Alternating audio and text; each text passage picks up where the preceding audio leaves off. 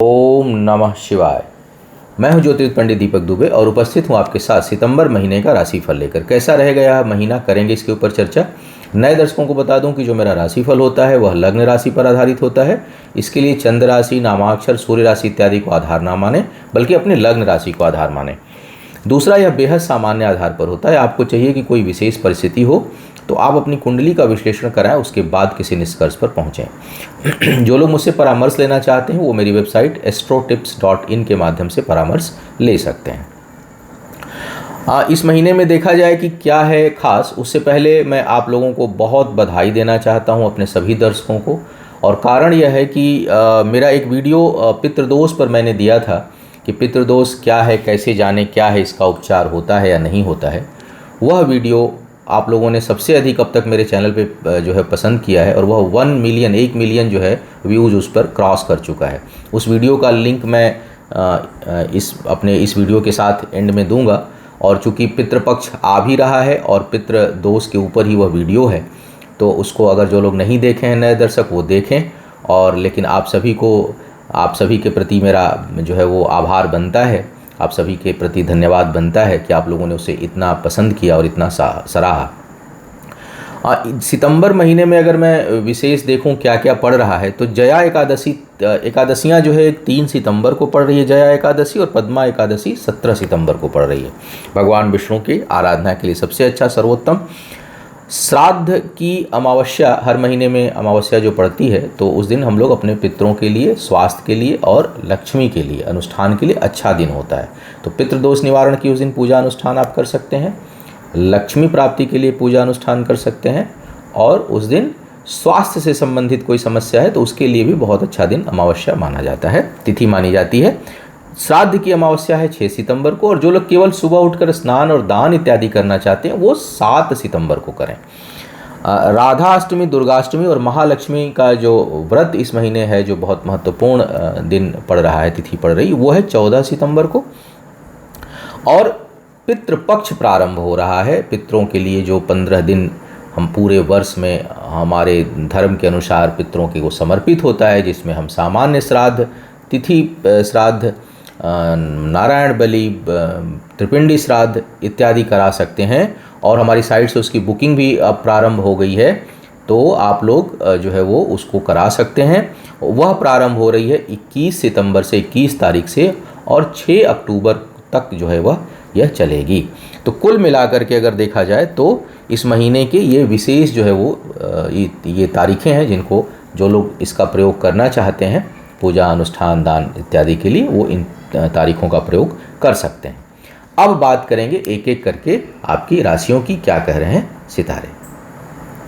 अब सबसे पहले बात किया जाए मेष वालों की। मेष लग्न राशि वालों के लिए किस प्रकार का है यह महीना ओवरऑल अगर देखा जाए तो थोड़ा जो ग्रह गोचर की स्थितियां बन रही हैं, लग्नेश का जो स्थिति है आपके लिए, जो पंचमेश की स्थिति रहेगी आधे महीने, बृहस्पति और शनि वगैरह की सारी स्थितियां देखा जाए तो थोड़ा सा ये उतार चढ़ाव का महीना दिखाई दे रहा है। थोड़ा संभल कर रहना है।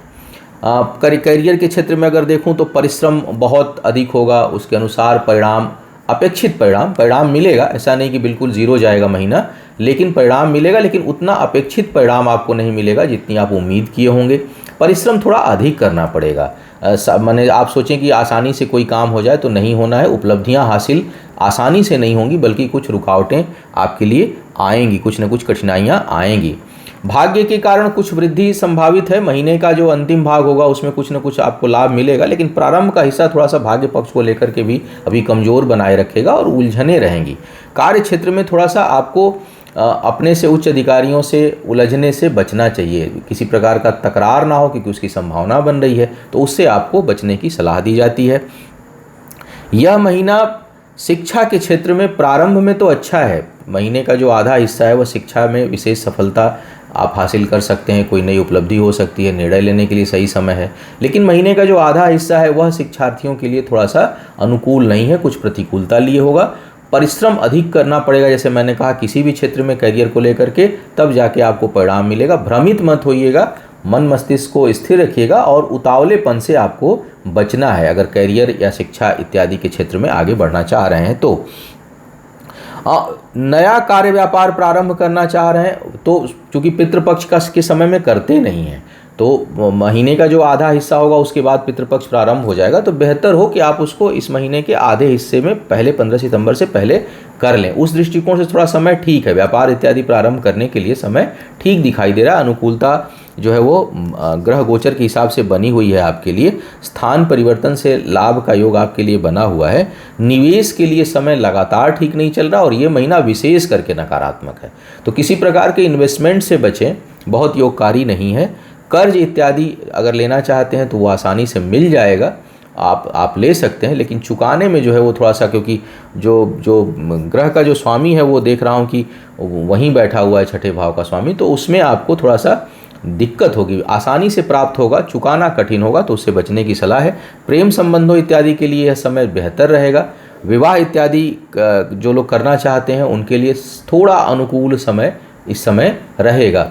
सेहत को लेकर अधिक सावधान रहना है। करियर में तो परिश्रम से लाभ मिल जाएगा, लेकिन सेहत इस समय बिगड़ेगी तो जल्दी ठीक नहीं होगी, तो सेहत को लेकर के आपको सावधान रहने की आवश्यकता है। कुल मिलाकर के यह महीना 40% जो है वो उत्पादक है और 55 से 60% मुझे लगता है कि यह थोड़ी कठिनाई 60% तक देने वाला है। वृषभ वालों की यदि मैं बात करूं तो यह महीना आपके लिए कैरियर से संबंधित तो यह सामान्य से बेहतर परिणाम देगा। अगर सारी स्थितियों को एनालाइज किया जाए सभी ग्रहों की, तो कैरियर के मामले में सामान्य से बेहतर परिणाम देगा। आपकी जो समस्याएं उलझनें बनी हुई थीं वो अब धीरे धीरे समापन की ओर होंगी और उसमें प्रोग्रेस दिखाई देगी, उसमें कुछ उन्नति दिखाई देगी, उसमें आगे आप बढ़ेंगे। विल पावर भी अच्छा है और निर्णय शक्ति भी अच्छी है, तो इस समय कोई आप डिसीजन लेते हैं अपने कार्य व्यापार को लेकर के तो वो फलीभूत होगा, उसमें अच्छे परिणाम आएंगे, उसमें शुभता रहेगी और थोड़ा आपका आत्मबल भी मजबूत है, तो जो डिसीजन आप इस समय लेंगे वो फर्म होकर के लेंगे। विश्वसनीयता आपके अंदर जो है आत्मविश्वास बहुत बढ़ा चढ़ा रहेगा। शिक्षा के दृष्टिकोण से भी यह महीना काफ़ी अनुकूल दिखाई दे रहा है और शिक्षा के क्षेत्र में अच्छी सफलता अर्जित करेंगे। इस महीने में कोई कहीं प्रतियोगिता दे रहे हैं, कोई इंटरव्यू है, कहीं कोई कंपटीशन है आपका, तो उसमें अच्छी सफलता का योग आपके लिए बना हुआ है। थोड़ा बड़े लोगों का सहयोग उतना नहीं मिलेगा, उच्च अधिकारियों का सहयोग उतना नहीं मिलेगा, तो उनसे सहयोग लेना चाहते हैं तो थोड़ा प्रयास अधिक करना पड़ेगा, थोड़ा उनके साथ नम्र व्यवहार करना पड़ेगा। तो प्रयासों को अगर आप बढ़ाते हैं तब जा कर के आपको अपने से बड़े लोगों का, उच्च अधिकारियों का, जहां आपका कोई काम होने वाला है वहां पर आपको थोड़ी सफलता उस समय मिलेगी। मन की व्यग्रता पर थोड़ा नियंत्रण आपको रखना होगा, मन उद्विग्न रहेगा और उस पर थोड़ा जो है वो नियंत्रण रखें।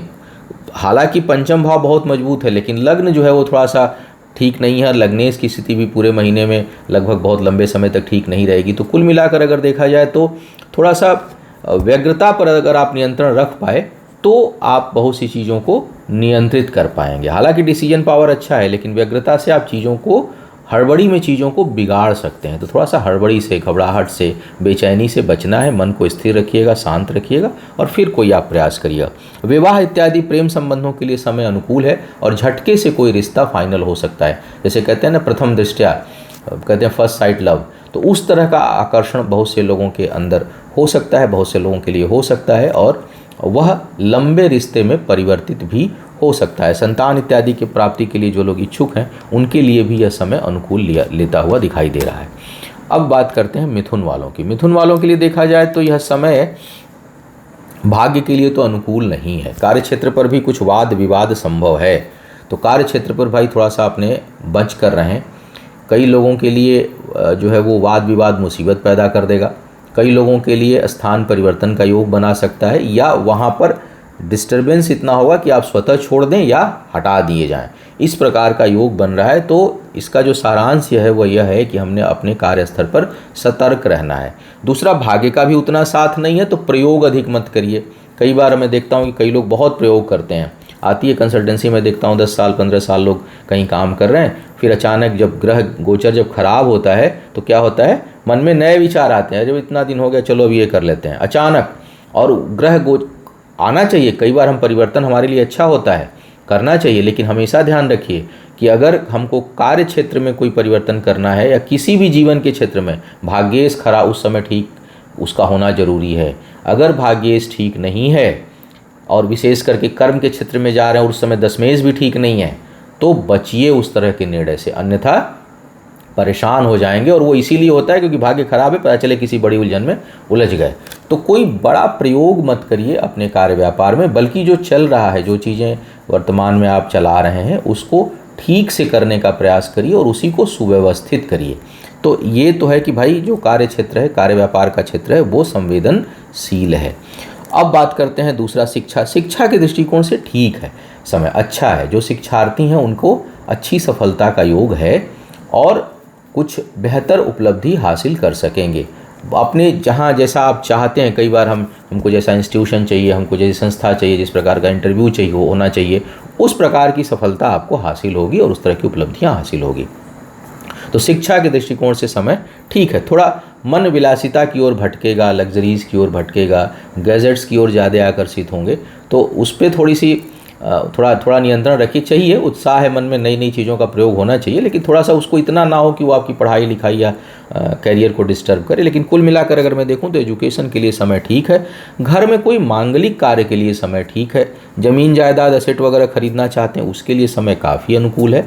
फिर भी थोड़ा परिवार से दूरी होने का भी योग बन रहा है। घर परिवार से सब कुछ होते हुए भी आपका जो लगाव है अपने घर परिवार के प्रति वो थोड़ा कम हो सकता है। विवाह इत्यादि करने के लिए समय ठीक नहीं है। हालांकि आकर्षित हो सकते हैं, किसी के प्रति आकर्षण बढ़ सकता है, प्रेम हो सकता है, लेकिन विवाह या किसी रिश्ते को फाइनल करने के लिए समय ठीक नहीं है। वैसे भी देखा जाए तो ये जो महीना होता है हिंदू रीति रिवाज, चूँकि मेरे जो वीडियो दर्शक हैं वो हर वर्ग के लोग हैं, हर जाति धर्म और संप्रदाय के लोग हैं, तो बहुत से संप्रदायों में विवाह होता रहता है, इसलिए मैं उस पर नहीं बोलता कि होगा या नहीं, लेकिन हमारे उसमें तो मना किया जाता है कि महीने में विवाह इत्यादि ना करें। लेकिन जो लोग अनुकूल है, जिनके यहाँ होती हो, करना चाहते हैं, उनके लिए विवाह करने के लिए समय थोड़ा सा बहुत अनुकूल नहीं है। ग्रह गोचर जो है वो ठीक नहीं दिखाई दे रहा है। रोग का भी भय रहेगा। पेट से संबंधित कोई दीर्घ अवधि की बीमारी बहुत से लोगों को परेशान कर सकती है, तो थोड़ा सेहत का भी ध्यान आपको रखना है। अब बात करते हैं कर्क वालों की। कर्क वालों के लिए करियर के क्षेत्र में अगर देखूं तो आपके लिए बेहतर उपलब्धि जो है वो होगी। बेहतर उपलब्धि आपके लिए दिखाई दे रही है। पद प्रतिष्ठा में अच्छी वृद्धि के संकेत हैं। साथ ही मैं देख रहा हूं कि भाग्य पक्ष भी आपके लिए अनुकूलता लिया हुआ है। भाग्य पक्ष में आपके लिए कुछ न कुछ वृद्धि का योग है, सहयोग का योग है। और इसके साथ साथ जो लोग अपना कोई कार्य व्यापार प्रारंभ करना चाहते हैं उनके लिए भी अनुकूलता है।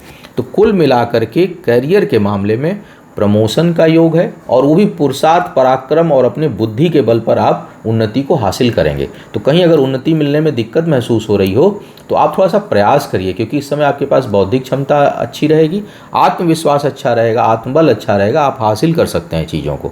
उसके साथ साथ कार्य व्यापार प्रारंभ करने के दृष्टिकोण से भी ये समय ठीक दिखाई दे रहा है।